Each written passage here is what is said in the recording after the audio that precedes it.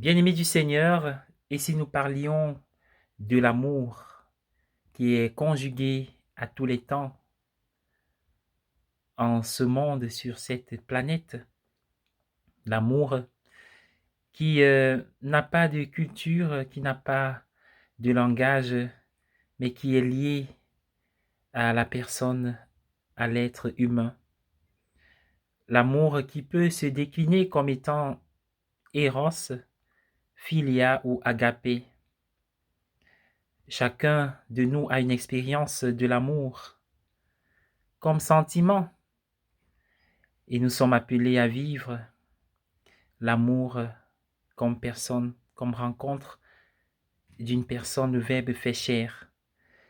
Et c'est justement Dieu qui se trouve bien placé pour parler de l'amour, manifesté en son Fils qui est mort et ressuscité. Dieu a tant aimé le monde qu'il a donné son Fils, afin que quiconque croit en lui ne périsse point, mais ait la vie éternelle.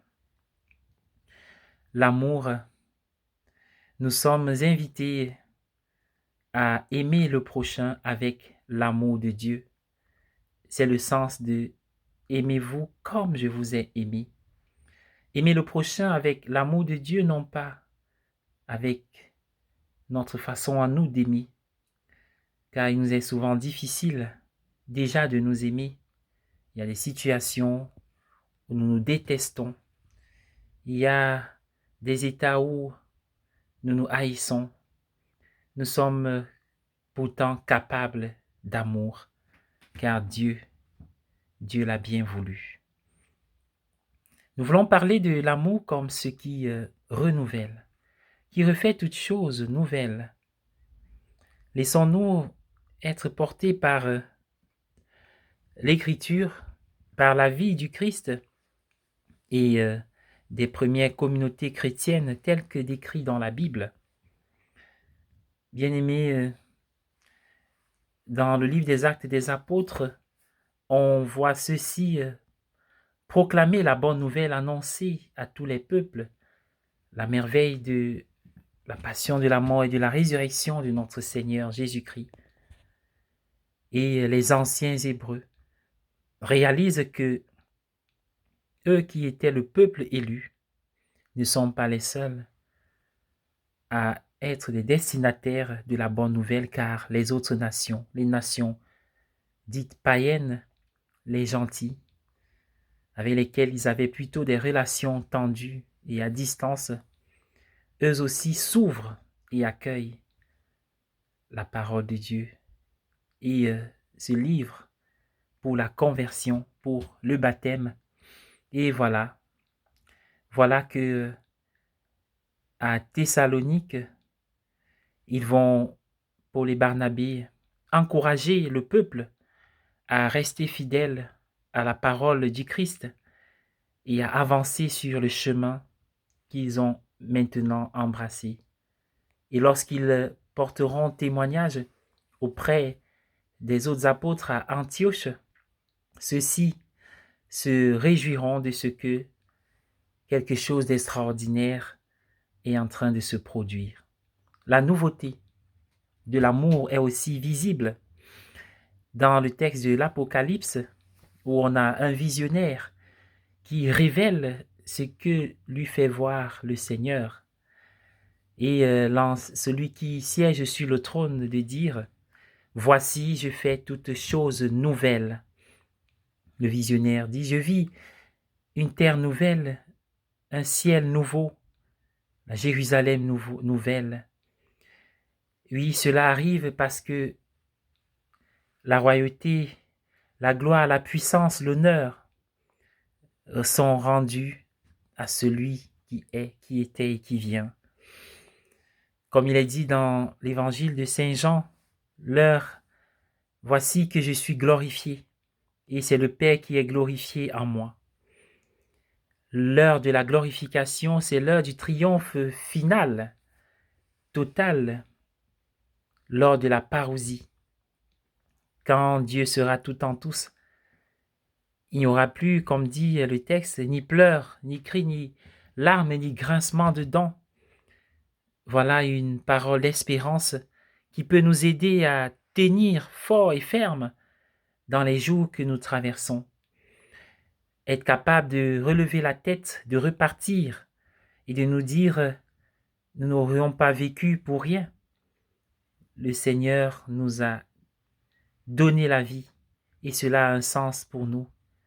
Et l'amour cesse d'être simplement un commandement, mais demeure une réponse, car c'est Dieu qui nous a aimés en premier. Le renouveau sur les lèvres de Jésus, c'est ce commandement. Je vous laisse un commandement nouveau, aimez-vous les uns les autres comme je vous ai aimés. Voilà. Bien-aimés du Seigneur, ce renouveau doit transformer notre relation à Dieu et à nos frères. Relation à Dieu parce que nous nous rendons bien compte lorsque nous posons la question de savoir qui nous sommes pour pouvoir nous adresser à Dieu à tout moment et chacun personnellement. Eh bien, la réponse est que nous sommes fils de Dieu par le Fils, par le Christ, par Jésus. Et je nous invite justement à pouvoir redire la Bible en trois versets seulement. Première épître de Jean au chapitre 4, verset 16, Dieu est amour. Dieu est amour. Genèse 1er, chapitre 1er, verset 26 à 27. Nous sommes à l'image et à la ressemblance de Dieu. Et le troisième verset, 1 Corinthiens 13, sans l'amour, je ne suis rien. Vous l'avez compris. Si la question est posée à la communauté ou à chacun de nous de savoir qu'est-ce qui montre que nous sommes chrétiens, disciples du Christ, il ne s'agit pas de donner une réponse contenue dans un discours théologique, magistral et philosophique, mais il s'agit d'agir, le comportement. C'est la façon de traiter les autres qui détermine si nous sommes les disciples. Et beaucoup qui ont frappé à la porte de l'Église ont voulu faire partie de cette communauté d'amour. C'est à nous de faire briller cette vertu, de faire briller cette force, cette puissance qui renouvelle. Bien-aimés du Seigneur, l'amour dont parle le Christ contient une dimension de la souffrance, c'est la dimension de la croix, qui va jusqu'à l'amour des ennemis. C'est vrai, Jésus sur la croix ne pouvait pas aimer, liker ses bourreaux, mais il les aimait. Aimer signifie ici se vider, et c'est le mot kénose dans l'épître aux Philippiens. Jésus n'a pas voulu garder son privilège, mais il s'est anéanti et prenant la condition de serviteur. Il nous donne la vie, il s'est vidé. L'amour des ennemis ressemble à ce que nous ressentons quand nos proches nous ont fait du mal. Il y a quelque chose d'assez paradoxal. C'est parfois facile d'aimer nos proches, mais aussi les plus grandes souffrances, frustrations, douleurs nous viennent de la part de nos proches beaucoup plus. Comme dit le psaume, si le malheur me venait d'un ennemi, d'un inconnu, je comprendrais, mais toi, mon familier, mon ami, toi avec qui je marchais, avec qui je prenais mon repas. Oui, à côté de quelqu'un qui nous a offensés ou de quelqu'un qui est comme un ennemi, nous pouvons sentir comment nous nous vidons. Et quand nous les aimons, il s'agit de prier pour eux, de choisir la justice et non pas la vengeance, et de faire attention à ce que nous disons à leur sujet ou à leur compagnie. Bien-aimés du Seigneur, l'Eucharistie est le sacrement de la kénose, car dans l'Eucharistie, le Christ se donne. Prenez et mangez, prenez et buvez, ceci est mon sang. Il se vide de son sang jusqu'à la dernière goutte pour nous remplir de sa divinité. Bien-aimés du Seigneur, chaque fois que nous mangeons le corps du Christ, chaque fois que nous prenons part à sa table, nous sommes invités à perpétuer ce renouveau, ce renouvellement du monde. Et quand nous avons bien accueilli les autres, quand nous avons pu être ouverts à eux, non pas comme Judas qui a refusé de servir, mais a voulu se servir quand nous avons vécu cette courbure vers l'extérieur et non pas vers l'intérieur. Alors notre action, notre attitude, notre accueil, notre ouverture a renouvelé le monde. Soyez bénis. Bonne journée à tous et à chacun. Dans cet effort, invoquons le Saint-Esprit qui vient guérir nos élans, nos blessures d'amour, qui vient nourrir nos cœurs du désir d'aimer et les protéger de tous les dangers.